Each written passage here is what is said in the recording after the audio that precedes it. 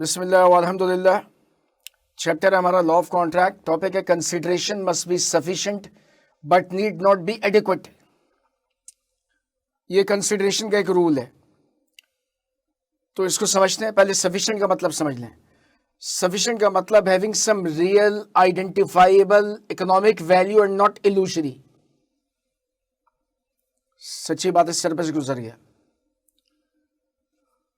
Not to be adequate, इसका meaning हो गया not necessarily of having equal worth और मैचिंग।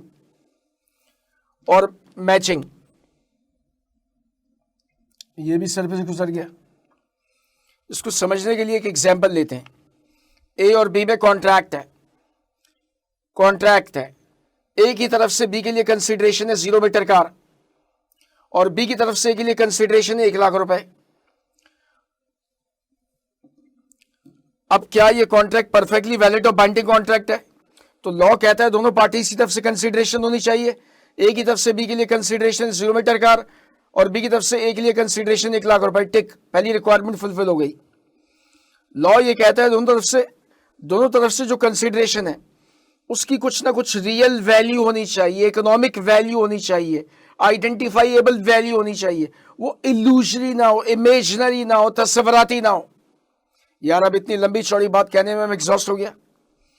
तो इतनी लंबी चौड़ी बात को कि दोनों तरफ से जो कंसिडरेशन है उसकी कुछ ना कुछ रियल वैल्यू हो, इकोनॉमिक वैल्यू हो, आइडेंटिफाइएबल वैल्यू हो, वो इल्यूजरी ना हो, इमेजिनरी ना हो, तस्वराती ना हो। इस लंबी चौड़ी रामलीला को एक वर्ड में कहेंगे, दोनों तरफ से कंसिडरेशन सफिशिएंट होनी चाहिए, having some real identifiable economic and value and not illusory. तीसरी रिक्वायरमेंट, दोनों तरफ से जो कंसिडरेशन है बेशक वो बराबर की ना हो, टक्कर की ना हो, मैचिंग की ना हो, इक्वल वर्थ की ना हो। तो ए की तरफ से कंसिडरेशन है बी के लिए 0 मीटर कार, और बी की तरफ से कंसिडरेशन ए के लिए 1 लाख रुपए। दोनों में कोई कंपैरिजन नहीं है, दोनों मैचिंग की नहीं है, इक्वल वर्थ की नहीं है, बराबर की नहीं है, टक्कर की नहीं है, इक्वल वैल्यू नहीं है। अब इतनी लंबी चौड़ी बात को एक वर्ड के जरिए कहेंगे, नॉट टू बी एडिक्वेट। फिर प्लस चौथी रिक्वायरमेंट, वो बंदा जो अपनी 0 मीटर कार 1 लाख रुपए में बेच रहा है, बी ने उसकी कनपड़ी पे पिस्टल ना रखा हो। नो ड्यूरेस, ड्यूरेस बोले तो जबार, कनपड़ी पे पिस्टल रखा हुआ है, बेटे को किडनैप किया हुआ है। No duress, no undue influence, UI undue influence. Senior officer junior officer 0 meter car 1 lakh रुपए ले रहा है, नो अनड्यू इन्फ्लुएंस। यानी इस कॉन्ट्रैक्ट की फॉर्मेशन में ए की जो रजामंदी, ए की जो कंसेंट है वो जेन्युइन कंसेंट होनी चाहिए। जेन्युइन कंसेंट कॉन्ट्रैक्ट की फॉर्मेशन के हवाले से, इस कॉन्ट्रैक्ट की फॉर्मेशन के हवाले से एक ही कंसेंट कनपड़ी पे पिस्टल रखकर ड्यूरेस के जरिए हासिल नहीं की गई, अनड्यू इन्फ्लुएंस के जरिए हासिल नहीं की गई। तो अगर ये सारी रिक्वायरमेंट फुलफिल हो रही है तो ये परफेक्टली वैलिड और बाइंडिंग कॉन्ट्रैक्ट है। हालांकि बी की तरफ से कंसिडरेशन जो है वो एडिक्वेट नहीं है ए के लिए। 1 लाख रुपए कोई जोड़ बनता ही नहीं है 0 मीटर कार के साथ। लेकिन क्या बात की हमने, एडिक्वेसी लॉ की रिक्वायरमेंट नहीं है, लॉ की रिक्वायरमेंट है सफिशिएंट। तो 1 लाख रुपए तो सफिशिएंट है ही है। चॉकलेट के रैपर भी सफिशिएंट है। चॉकलेट के रैपर ये कहां से आ गए? ये इस केस में आए थे Chappell and co versus Nestle company 1961। Chappell and co versus Nestle company ने, मैं केस को सिंपल करके आपको बता रहा हूं। नेस्ले कंपनी ने कहा अगर आप हमारा मिल्क पैक का डब्बा खरीदेंगे और 3 रैपर मिल्क पैक के, जो डब्बे के अंदर दूध होते 3 डब्बों के रैपर हमें भेजेंगे, तो हम आपको वो अली सिटी का जो वर्ल्ड वाइड फेमस सॉन्ग है पसूड़ी, उसकी CD हम आपको डिलीवर करेंगे। तो मिल्क पैक डब्बे के 3 रैपर या चॉकलेट के 3 रैपर, और उसके बदले में अली सेठी का पसूड़ी सॉन्ग। तो मामला क्वेश्चन कोर्ट ऑफ लॉ के सामने ये उठा कि चॉकलेट के रैपर क्या ये एडिक्वेट कंसिडरेशन है? जज साहब ने कहा ये एडिक्वेट कंसिडरेशन नहीं है। एडिक्वेसी तो लॉ की रिक्वायरमेंट ही नहीं है। लॉ की रिक्वायरमेंट है सफिशिएंसी, कंसिडरेशन का सफिशिएंट होना जरूरी है। तो बेशक ये एडिक्वेट नहीं है अली सेठी की पसूड़ी सॉन्ग की CD के बदले में, लेकिन ये सफिशिएंट है। वो अफगानी बच्चा कचरे के ढेर में से क्या चुन रहा होता है? यही चॉकलेट के रैपर, खाली प्लास्टिक की बोतल। तो chapel and co versus Nestle company 1961, इस केस में ये जजमेंट आया कंसीडरेशन का एडिक्वेट होना जरूरी नहीं है, सफिशिएंट होना जरूरी है। तो सफिशिएंसी की मजीद मिसालें देखते हैं। Specific instances of sufficiency of consideration. Number 1, performance of public duty.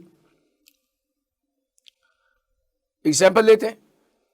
आपके घर में खुदा ना खास्ता कोई वारदात हो गई, कोई रॉबरी हो गई, डकैती हो गई, आप थाने गई FIR लिखवाने, SHO ने FIR काटने से इनकार कर दिया।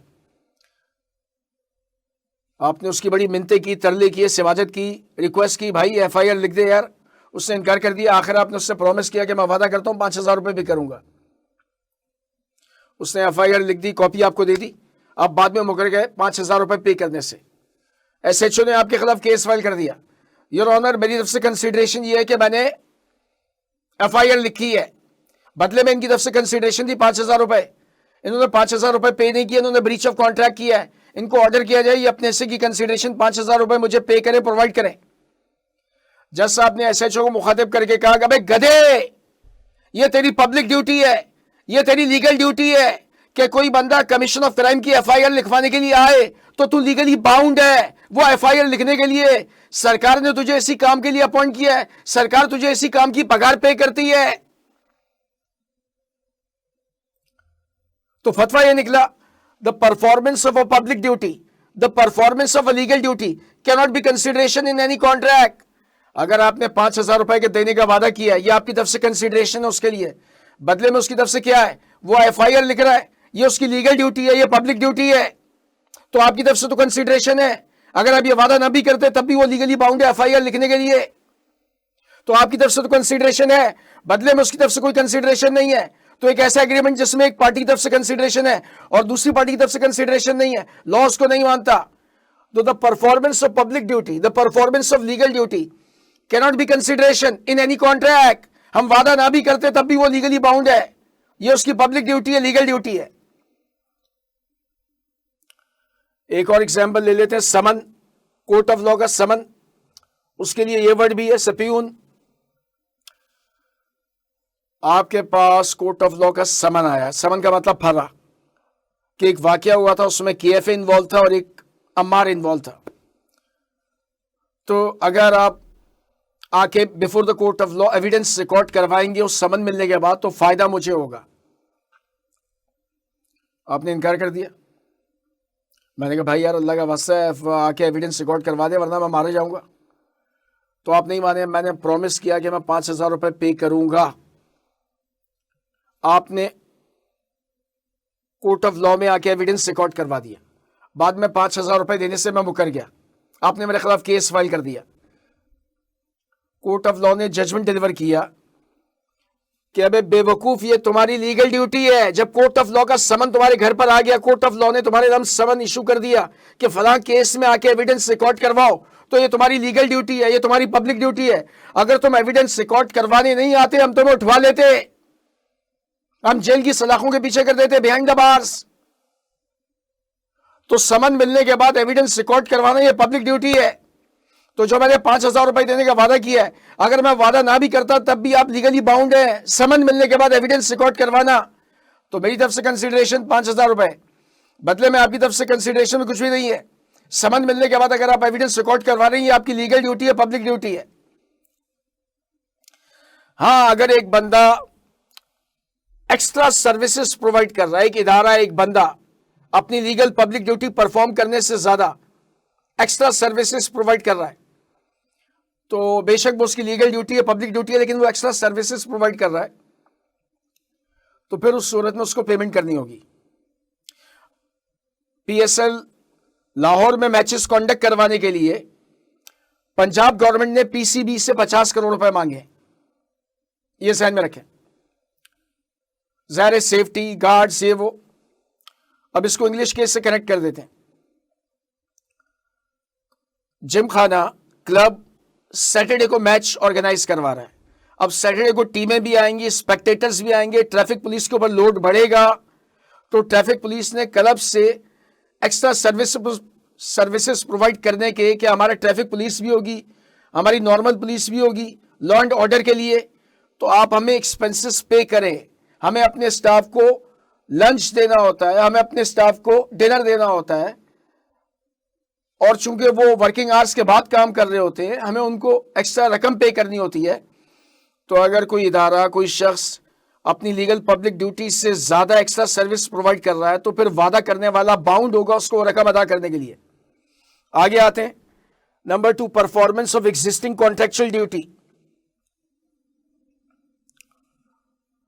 तो अम्मा बाबा ने कहा कि बच्चा हमारा ACCA तो क्वालिफाई कर ही लेगा, तो क्यों ना इसके हाथ पीले करवाए जाए। तो शादी वाला घर है, आपका घर वाइट वॉश हो रहा है, आपका घर वाइट वॉश हो रहा है, आप मूड में तरंग में, मन में लड्डू फूट रहे हैं, फूटने भी चाहिए। तो आप मूड में तरंग में आपने वाइट वॉश करने वाले को थपकी दी, शाबाश पुत्र लगी जा, मैं 5,000 रुपये एक्स्ट्रा दूंगा। उसने वाइट वॉश कर दिया, कॉन्ट्रैक्ट के तहत जो रकम मिलनी थी वो उसको दे दी गई। वो आपके पास आ गया, साहब 5,000 रुपये एक्स्ट्रा देने का वादा किया था आपने। आपने कहा भाई नोट दरख्तों पे लगे हुए, चल लंबाओ कट ले। उसने वाइट वॉश करने वाले ने आपके खिलाफ केस फाइल कर दिया, योर ऑनर इन्होंने वादा किया था 5,000 रुपये पे करेंगे, अब मुकर गए, इन्होंने ब्रीच ऑफ कॉन्ट्रैक्ट कर दिया, मुझे 5,000 रुपये दिलवाए जाए। जज साहब ने कहा मान लिया 5,000 रुपये देने का वादा किया था, ये इनकी तरफ से कंसीडरेशन है 5,000 रुपये, इसके बदले में तुम्हारी तरफ से क्या कंसीडरेशन है। जज साहब मैंने इनके घर को वाइट वॉश किया। जज साहब ने कहा गधे, ये तो तेरा ऑलरेडी कॉन्ट्रैक्ट हुआ था, ये एक एग्जिस्टिंग कॉन्ट्रैक्ट की एग्जिस्टिंग कॉन्ट्रैक्चुअल ड्यूटीज है, उसकी तुझे पेमेंट मिल गई है, मिल जाएगी, दिलवा देंगे। जो 5,000 रुपए देने का फ्रेश प्रॉमिस किया था, उसके बदले में तेरी तरफ से क्या कंसीडरेशन है। He was speechless. तो फतवा ये निकला, एक एग्जिस्टिंग कॉन्ट्रैक्ट में अगर आप कोई फ्रेश प्रॉमिस करते हैं मजीद रकम देने का, तो आप इसके तहत बाउंड नहीं है, क्योंकि उसके बदले में वो बंदा क्या कर रहा है, वो एग्जिस्टिंग कॉन्ट्रैक्ट की एग्जिस्टिंग कॉन्ट्रैक्चुअल ड्यूटीज परफॉर्म कर रहा है। अगर आप ये फ्रेश प्रॉमिस 5,000 रुपए देने का ना भी करते, तब भी वो कॉन्ट्रैक्ट के तहत बाउंड था अपनी एग्जिस्टिंग कॉन्ट्रैक्चुअल ड्यूटीज को परफॉर्म करने के लिए। तो फतवा क्या निकला, the performance of existing contractual duties can not be consideration for a fresh promise. लेकिन मसला ये है कि ये जो नंबर 2 की कहानी है, इसमें एक नया लॉ आ गया, नया प्रिंसिपल आ गया, नया रूल आ गया। वो हम देखते हैं, promise of additional reward. William versus Roffey bros. ये फाइनेंसर है, बिल्डिंग की कंस्ट्रक्शन करवा रहा है, ये बिल्डर है, ये बिल्डर फाइनेंसर के लिए बिल्डिंग की कंस्ट्रक्शन करेगा। एक इनमें डेडलाइन तय हो गई कि भैया इस तारीख को बिल्डिंग फर्निश हालत में पोजेशन मुझे ट्रांसफर करना होगा, अगर तुमने ट्रांसफर नहीं किया पेनल्टी फटका 1 करोड़ रुपए तुम्हें मुझे पे करना होगा। बिल्डर ने कहा डन डन डन, कोई मसला ही नहीं है। तो सारे एक बिल्डर आगे बेशुमार सब कॉन्ट्रैक्ट करता है, तो उसने एक सब कॉन्ट्रैक्ट कारपेंटर के साथ भी किया। बिल्डिंग की कंस्ट्रक्शन शुरू हो गई, साथ ही साथ जो फ्लोर की कंस्ट्रक्शन होती जा रही थी उसमें कारपेंटर अपना वुडन वर्क स्टार्ट कर रहा था। इन द मीनवाइल जंगल्स में आग लग गई, जो लकड़ी की सप्लाई थी वो डिले हो गई। तो अब बिल्डर के मन में खटका आना शुरू हो गया, यार ये ना हो कि कहीं काम डिले हो जाए, क्योंकि लकड़ी की सप्लाई डिले हो गई थी, शॉर्टेज हो गई थी, और मुझे आगे 1 करोड़ की पेनल्टी का फटका लगेगा। उसका कारपेंटर के साथ कॉन्ट्रैक्ट हुआ था कि 10 लाख रुपए पे करेगा। अब जब उसकी हालत टाइट हुई, लुब होना शुरू हुई, तो उसने कारपेंटर से एक फ्रेश प्रॉमिस किया कि यार तू काम वक्त पे मुकम्मल कर लीजिए, मैं तुझे 2 लाख रुपए एक्स्ट्रा पे करूंगा। कारपेंटर ने दिन रात लगाकर डबल शिफ्टें लगाकर जो है वो काम मुकम्मल कर दिया, काम मुकम्मल कर दिया, काम मुकम्मल कर दिया। बिल्डर 1 करोड़ की पेनल्टी के फटके से बच गया। बाद में बिल्डर ने कारपेंटर को 2 लाख रुपए पे करने से इनकार कर दिया। कारपेंटर ने बिल्डर के खिलाफ केस फाइल कर दिया। तो बिल्डर ने कहा योर ऑनर, इसने क्या किया, इसने एक एग्जिस्टिंग कॉन्ट्रैक्ट की कॉन्ट्रेक्चुअल ड्यूटीज परफॉर्म की है। जज साहब, एग्जिस्टिंग कॉन्ट्रैक्ट की कॉन्ट्रेक्चुअल ड्यूटीज परफॉर्म करना can not be consideration for a fresh promise. जज साहब ने कहा शड़ा बनने की जरूरत नहीं, हमें लॉ मत सिखा, हम तुझे आज नया लॉ बताते हैं। नया लॉ यह है कि कारपेंटर को यह बात मालूम थी कि तुझे 1 करोड़ की पेनल्टी का फटका लगेगा, तब भी कारपेंटर ने कोई नेगेटिविटी इस्तेमाल नहीं की, तेरे ऊपर ड्यूरेस इस्तेमाल नहीं किया, एक्सरसाइज नहीं किया। 2 लाख रुपए का फ्रेश प्रॉमिस हासिल करने के लिए कोई अनडू इन्फ्लुएंस एक्सरसाइज नहीं किया, कोई नेगेटिव हथकंडा इस्तेमाल नहीं किया, तुझे प्रैक्टिकल बेनिफिट हुआ, तू आगे फाइनेंसर को 1 करोड़ की पेनल्टी पे करने से बच गया। तो अगर तुमने फ्रेश प्रॉमिस किया है जिसमें कारपेंटर ने कोई ड्यूरेस एक्सरसाइज नहीं किया, कोई अनडू इन्फ्लुएंस एक्सरसाइज नहीं किया, कोई नेगेटिव हथकंडा एक्सरसाइज नहीं किया, बल्कि उल्टा तुम्हें प्रैक्टिकल बेनिफिट हुआ, 1 करोड़ के फटके से बच गए, तो बेशक कारपेंटर ने कुछ नहीं किया, एग्जिस्टिंग कॉन्ट्रेक्चुअल ड्यूटीज परफॉर्म की हैं, even then you are bound extra रकम पे करने के लिए। तो इसका मतलब promise of additional reward, fresh promise जो उसने किया उसके तहत बाउंड है, अगर ये रिक्वायरमेंट फुलफिल हो रही है, प्रॉमिस करने वाले को प्रैक्टिकल बेनिफिट हो रहा है और जिससे वादा किया जा रहा है वो कोई नेगेटिविटी एक्सरसाइज नहीं कर रहा है, ये वादा हासिल करने के लिए। आगे आते number 4, performance of existing contractual duty to a third party. Boy, लड़के ने गर्ल से वादा किया हुआ है, ना सिर्फ वादा किया हुआ बल्कि एंगेजमेंट भी की हुई है, मैं तुमसे शादी करूंगा। तो ये लड़के और लड़की के दरमियान कॉन्ट्रैक्ट C1 है, कॉन्ट्रैक्ट C1। अंकल, चाचा अपने भतीजे के बारे में बड़ा फिक्रमंद था कि यार इसकी जिंदगी एक ट्रैक पर आ जाए। तो चाचे ने भतीजे से प्रॉमिस किया, भतीजे अगर तूने इस लड़की के साथ शादी की मैं तुझे 1 करोड़ रुपए पे करूंगा। भतीजे की तो ऑलरेडी एंगेजमेंट हुई थी, हम पुरानी बातें कर रहे हैं, जब एंगेजमेंट के बाद आपने निकाह शादी करनी ही करनी थी, 100 साल 150 साल पहले, आजकल की बात नहीं कर रहे, चट मंगनी पट ब्याह खट तलाक, वो बात नहीं कर रहे। तो उसने तो ऑलरेडी प्रॉमिस किया हुआ था, एंगेजमेंट हुई थी। भतीजे ने कहा बल्ले ही बल्ले यार, मेरा तो ऑलरेडी उससे वादा है और एंगेजमेंट भी हुई है, मैंने तो उससे शादी करनी ही करनी है। अल्लाह दे बंदा ले, घर आई लक्ष्मी को कौन ठुकराता है, चाचा 1 करोड़ रुपए दे रहा है उसी से शादी करने के लिए जिससे मैंने शादी करनी है, जिससे मोहब्बत करता हूं, जिससे एंगेजमेंट हुई है। उसने कहा डन डन डन चाचा, तुम फिक्र मत करो, मैं इस लड़की से शादी करूंगा। भतीजे की इस लड़की के साथ शादी हो गई। बाद में चाचा 1 करोड़ रुपए देने से मुकर गया। भतीजे ने चाचे के खिलाफ केस फाइल कर दिया। तो चाचे ने कहा योर ऑनर, इसने तो मुझे कोई कंसीडरेशन प्रोवाइड नहीं की, अगर कंसीडरेशन है भी तो उस लड़की के लिए इसने उसके साथ शादी की है, तो वो कॉन्ट्रैक्ट C1 के लिए कंसीडरेशन है। मेरे कॉन्ट्रैक्ट C2 के लिए जब मैं इसको कंसीडरेशन में 1 करोड़ दे रहा हूं, बदले में ये मुझे क्या दे रहा है, ये दूसरे कॉन्ट्रैक्ट की ड्यूटी अपने खाते में डालकर मुझसे 1 करोड़ रुपए मांग रहा है। जज साहब ने चाचे को कहा चाचा ज्यादा होशियार बनने की जरूरत नहीं है, बेशक promise to marry contract C1 में लड़के की तरफ से लड़की के लिए कंसीडरेशन है, लेकिन वही कंसीडरेशन जो कॉन्ट्रैक्ट C1 में लड़के की तरफ से लड़की के लिए है, वही कंसीडरेशन कॉन्ट्रैक्ट C2 में भतीजे की तरफ से तुम्हारे लिए भी है। यानी भतीजे की तरफ से एक ही कंसीडरेशन है प्रॉमिस टू मैरी जो कॉन्ट्रैक्ट C1 में, वही consideration promise to marry contract C2 में भी चलेगी, दौड़ेगी और चाचा बाउंड 1 करोड़ रुपए की रकम देने के लिए।